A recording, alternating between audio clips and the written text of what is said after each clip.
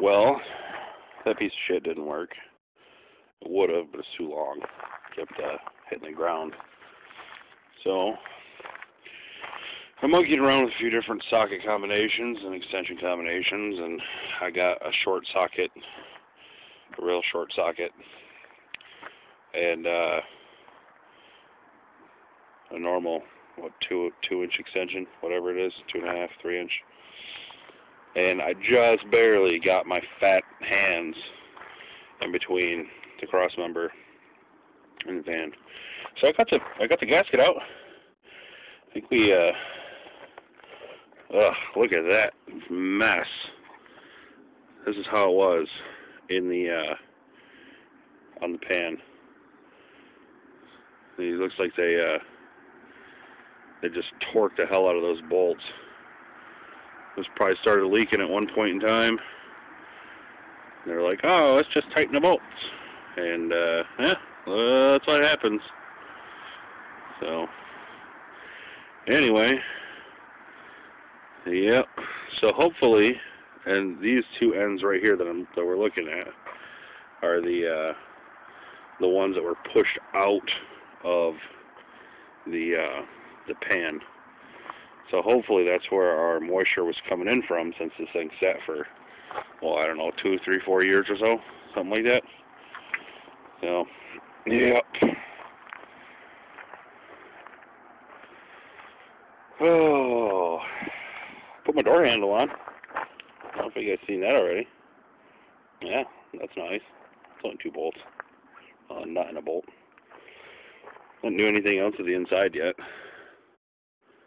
So, yeah, I'll keep you updated. If anybody cares, doesn't matter. I'm putting it up anyway.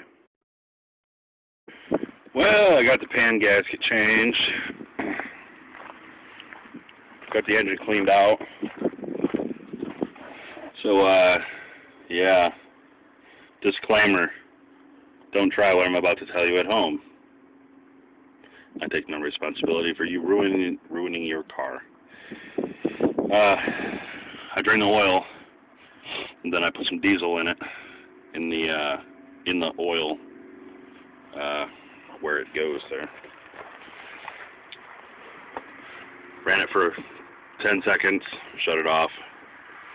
Ran it for another 10 seconds, shut it off. Let it settle a little bit. So I ran it for about maybe 30, 45 seconds total, and about 6 different times. And I drained the diesel out of the pan. Oh man, let me tell you what. Anyway, so the engine should be getting cleaned out. I just put some fresh oil in it, put a fresh filter on. Oil's sparkly clear. It's nice. I've already had it running for about 10 minutes. I warmed it up to operating temperature. Oh, gotta get my shifter. I was looking for that.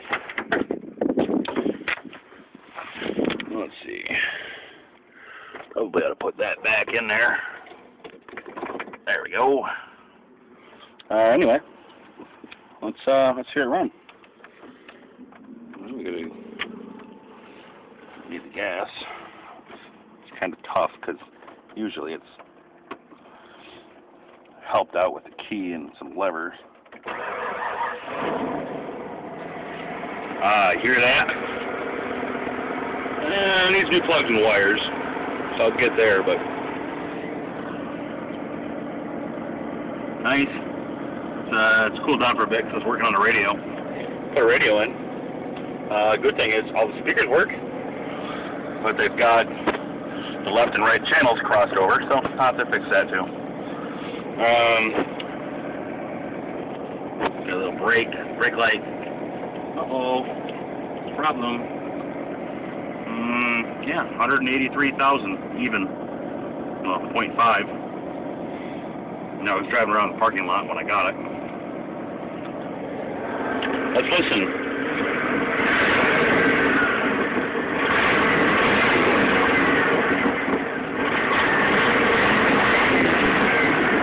Yeah, the exhaust is cut off after the cats, so probably just put a straight pipe back. Everything's coming along though. I got the steering wheel kind of put back together.